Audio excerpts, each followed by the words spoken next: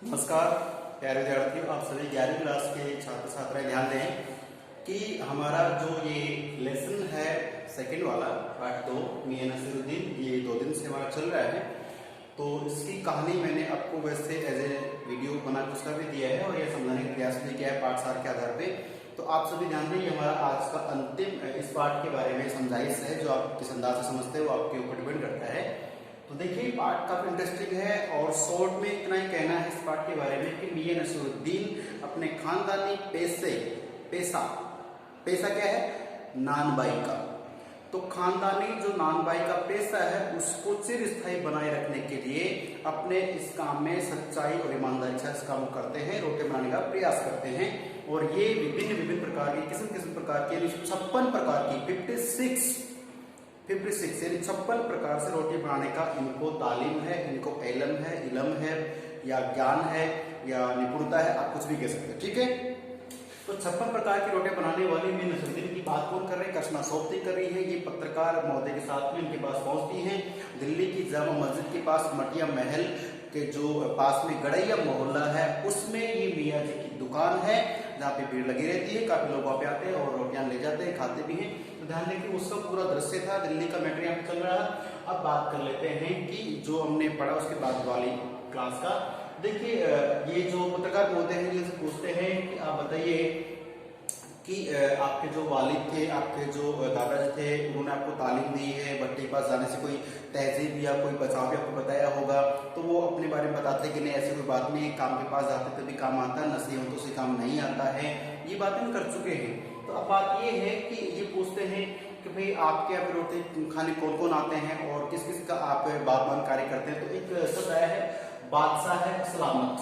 ये उन्हीं के क्षेत्रों से ये मोहल्ले में एक बुजुर्ग व्यक्ति है जिनका नाम है बादशाह सलामत। बादशाह सलामत जो है ये बता रहे कि एक बार बादशाह सलामत आए, उन्होंने कहा कि मियां जी या मियां नसीरुद्दीन, मियां कोई ऐसी चीज बनाओ, मियां कोई ऐसी चीज बनाओ जो आग से पकती नहीं है, ठीक है, आग से पके और न पानी से बने, यानी पानी से बनी नहीं है और आग से पके नहीं। पर आप जानते हैं रोटी जो होती है उसको बनाने के लिए आटे में पानी मिलाना जरूरी है और उसे आग या आंच पर सेकना भी जरूरी है।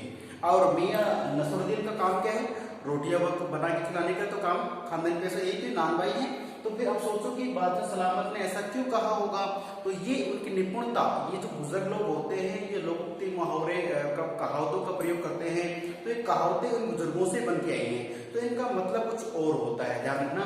तो पत्रकार महोदय के सामने जब ये बताया किसने, मियां नसीरुद्दीन ने, कि हमारे बादशाह सलामत कहाँ है, वो आए, उन्होंने कहा कि मियां कुछ ऐसा बनाओ जो न तो आग से पके और न पानी से बने, ऐसी चीज बनाइए। तो ये बात जब सुनी तो पत्रकार महोदय थोड़े से शक पकड़ गए। तो फिर आपने बना के खिलाया, वो चीज क्या है, ऐसे कोई प्रश्न पूछे तो कहा कि बना के खिलाया। अरे भाई, हमारे सलामत मियां ने या बादशाह सलामत ने खूब खाई हमारी वो चीजें और सराही का मतलब उसकी प्रशंसा भी की है। तो फिर और ज्यादा कंफ्यूज हो कौन, पत्रकार महोदय, कि यार ऐसी क्या चीज हो सकती है जो पानी के बिना बन गई है और आग के बिना सिक भी गई हो? ये तो काम ही क्या है, रोटी बनाने करता है, जो बिल्कुल असंभव है। तो वो ज्यादा जिज्ञासु हो गए कि तो मियां नसीरुद्दीन आप ही तो बताइए हमें ये क्या चीज है। तो मियां नसीरुद्दीन क्या करते, बोले नहीं, हम ये आपको नहीं बताएंगे। अब फिर बिल्कुल स्थिति बदल गई कि अब नहीं बताएंगे मतलब। तब उन्होंने कहा कि देखो मियां, हम जो नानबाई होते हैं वो कुएं में भी रोटियां सेक सकते हैं, रोटियां पका सकते हैं। अब लोग और कंफ्यूज हो गए कि भाई पहले वाली विधि बता कर कुएं में बैठ के रोटी बना सकते हैं, जहाँ पे भाई हवा का भी वही माध्यम कम रहता है और वहाँ पे कैसे ईंधन वगैरह जाए, कैसे आग लगाए, कैसे सिस्टम होगा, कैसे, तो ये क्या है। तो देखिए, तब मियां नसीरुद्दीन का भी देखो पत्रकार महोदय, ये कहावतें हैं। क्या है ये? कहावतें जो बूढ़े बुजुर्ग व्यक्ति अपने मनगढ़ंत कहानी से बना लेते हैं। अब जो पत्रकार महोदय है वो और ज्यादा पूछने के लिए, मियां नसीरुद्दीन के दिल से और बातें निकालने के लिए क्या कहते हैं कि अच्छा, ये कहावतें सच्ची होती है, झूठी होती हैं? तब जो मियां नसीरुद्दीन थोड़े से क्रोध में ऐसे देखते हैं, फिर कहते हैं क्या बात है आपको, मतलब ये जो कहावतें झूठी होती हैं? तो मियां, आप जानते हैं कि रोटी जो है झूठ से नहीं आंच से पकती है। तो उसने कहा कि हम जो रोटी बना रहे हैं तो मतलब ऐसा नहीं कि झूठ बोल रहे हैं। भैया आप ध्यान रखिए पत्रकार महोदय की रोटी है वो आंच से पकती है, झूठ से नहीं पकती है। अब आप ये बताएं, कुछ समझे आप इनके वार्तालाप को? मतलब ये साफ है कि मियां नसरुद्दीन है वो बादशाह सलामत की इस कहावत को देखते हैं कि उनका कुछ ऐसे खिलाओ जो भाई आग से पकी नहीं हो और पानी से बनी नहीं हो, क्योंकि रोटी तो दोनों से ही इसका संबंध है। तो मियां नसरुद्दीन उन्हें कहने का मतलब है कि उसमें पानी उसे कम डाला गया और डाला भी गया उसे ठीक से लोच। आप जानते हैं कि जब हम रोटियां खाते हैं उस रोटी में जो आटा होता है उसे जितना हम गूंदते हैं, जितना उसे लगाते हैं, जितना टाइम उसको देते हैं और उतनी ही वो रोटी स्वादिष्ट होती है। ये प्रैक्टिकली आप करके भी देख सकते हैं, तो अपने हाथ का हुनर है। एक दिन आपने आटा लिया और 2-5 रोटी का और जल्दी से उसे लगा के रखा, रोटी सेकनी खा ली, तो उसका टेस्ट कुछ अलग आएगा। एक दिन आप उससे जैसे मान लो 2 व्यक्तियों का रोटी का आटा है, उसे आप करीब 20 मिनट तक वो सनते हैं या गूंदते हैं, जो भी आप लगाते हैं, तो काफी देर तक उसे पानी डालते हैं और उसे सेट करते हैं, उसकी रोटी देखना बहुत स्वादिष्ट बनती है। तो ये कहने वाला बात सलामत है, उनके लिए इन्होंने बहुत अच्छी अच्छी रोटियां बनाई, उन्होंने खाई भी और प्रशंसा भी की है।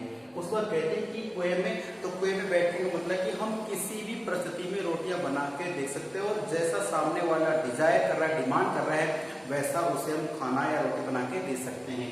ठीक है। और रोटी है वो जूट से नहीं बनती भाई। ये जो कहावतें हैं, ये कहावतें तो खैर जूठी मतलब नहीं हो सकती, लेकिन उनका जो तरीका है, उनका जो केंद्रीय भाव निकलेगा, उसका मतलब कुछ विशिष्ट चाहते हैं। तो रोटियां जूट से नहीं आग से पकती हैं। और मियाँ अपने शागिर्दों को, एक बात मैं आपको बता रहा हूँ कि ये जो मियाँ नसीरुद्दीन है, ये क्या करते हैं अपने शिष्यों को, अपने शागिर्दों को, जो क्योंकि पत्रकार महोदय ने पूछ रहे कि क्या करते हैं, मेरे बैठे बैठे किसी को बुला रहे, अरे आप भट्टी जलाओ, अरे आप आग लगाओ, तो ऐसे भी पत्रकार ने पूछा कि ये आपके शिष्य हैं या फिर ऐसे मित्र हैं? ये हमारे शागिर्द हैं। अच्छा, तो वो हंसते हैं। तो मियाँ नसीरुद्दीन को बुरा लगता है, अच्छा आप हमारी खिल्ली उड़ा रहे, मजाक उड़ा रहे? नहीं, मैं तो पूछ रहा था। तो कहता है कि मेरे शिष्य भी हैं और मेरे शागिर्द, एक ही बात है, मेरे मित्र भी हैं, और लेकिन मैं इनको मजदूरी देता हूँ। मजदूरी कितनी देता है? 2 रुपया देता है। किसका? कितने का? ध्यान रखना, भैया अपने शागिर्दों को 2 रुपए मन आटे की, 1 मन आटा। और प्यारे बच्चों, मैंने आपको बताया भी है कि 1 मन में 40 किलो का वजन होता है। 40 किलो आटे को 1 मन बोलते हैं, और 2 मन को 40 80 हो गए, और मन का आधा यानी 20 किलो को धूण बोलते हैं। ये प्राचीन काल के ग्रामीण क्षेत्र की शब्दावली होती थी। ठीक है। 40 किलो को मन और 20 किलो को धूण, ऐसे बोलते हैं। तो आप जानते हैं कि एक बोरी में 100 किलो होता है, तो 40 किलो 40 80 प्लस 20 और डालोगे तो कितना हो जाएगा? 2.5 मन हो जाएगा। 2.5 मन की एक बोरी मानी जाती है। तो बात करते हैं यहाँ पे क्या होता है कि गेहूं का जो आटा है उसके तो 2 रुपए मणे ने। 40 किलो आटे की अगर कोई इससे रोटी बना के भाई शाम तक खिलाता है, तो 40 किलो का तो मन होगा, 1 मन के लिए कितने देंगे? 2 रुपए। उस जमाने में 2 रुपए बहुत ज्यादा होते थे। ठीक है। अब बात करें कि 4 रुपए में देते किसके? 4 रुपए मन मैदे की, तो गेहूं के आटे से बनाए तब तो 2 रुपए। और अगर वही 40 किलो वही मन क्या है? 2 रुपए मन के हिसाब से किसकी? मैदा। और मैंने आपको उसमें जो फिर बता रहा हूँ कि जो मन है, ये बात है मैदा, ये मैदा किससे बनता है? मूंग से बनता है, गेहूं से बनता है, बाजरे से बनता है, चावल से बनता है। ये किससे बनता है? ये आप मुझे व्हाट्सएप पे बताएंगे अपने क्वेश्चन के आंसर में। तो कहता है कि 4 रुपए मन मैदे की, अगर तो मैदे की बना रहा है, क्योंकि मैदा बहुत बारीक होता है, ध्यान रखना। मैदे की अगर रोटी बना के देता है सामने वाले को, तो उसको मैं 4 रुपए 1 मन के देता हूँ। 40 किलो जो मैदा उसको बनाया, लोगों को खिलाया, तो उसको मैं 4 रुपए देता हूँ। तो ये मियाँ नसीरुद्दीन की बात थी। और लास्ट में आपको बता दो, मैं ये पाठ समाप्त होने जा रहा है। पाकर खानी, सीरमाल, तापतान, तापतान से नुकता लगी, बिल्कुल लिखी ध्यान रखना। तापतान, बेसनी, खमीरी, रुमाली, गांव, गीदा। ये गीदा है। गीदा पंजाबी भाषा में डांस वांस भी होता है, वो आप समझते हो गीदा। ठीक है। तो देखिए गीदा है। फिर बात करें गांजेपन, तुनकी, ये सभी क्या थी? उनकी विशिष्ट प्रकार की रोटियों के नाम है, यानी रोटी बनाने के तरीके हैं ये। ठीक है।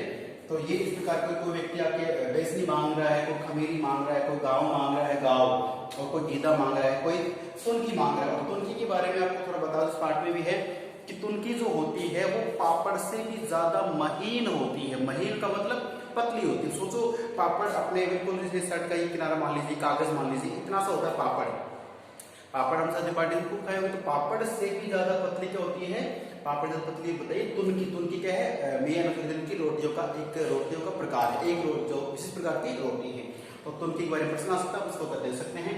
तो प्यारे छात्र छात्रों, ये उनकी रोटी के प्रकार थे और इसी के साथ मैं ये पाठ पूरा करता हूँ और आशा करता हूँ कि पूरा पाठ समझ में आया होगा। अब आप इसमें से क्वेश्चंस का आप आंसर देने का प्रयास करें, जो क्वेश्चन नहीं है उनके बारे में मुझे बताएं, ठीक है। और इसमें टेस्ट भी हो सकता है आपका, तो उसे आप कंप्लीट की तैयारी रखें, ठीक है। तब तक के लिए नमस्कार, धन्यवाद, सुरक्षित रहें और सेफ रहें, ठीक है।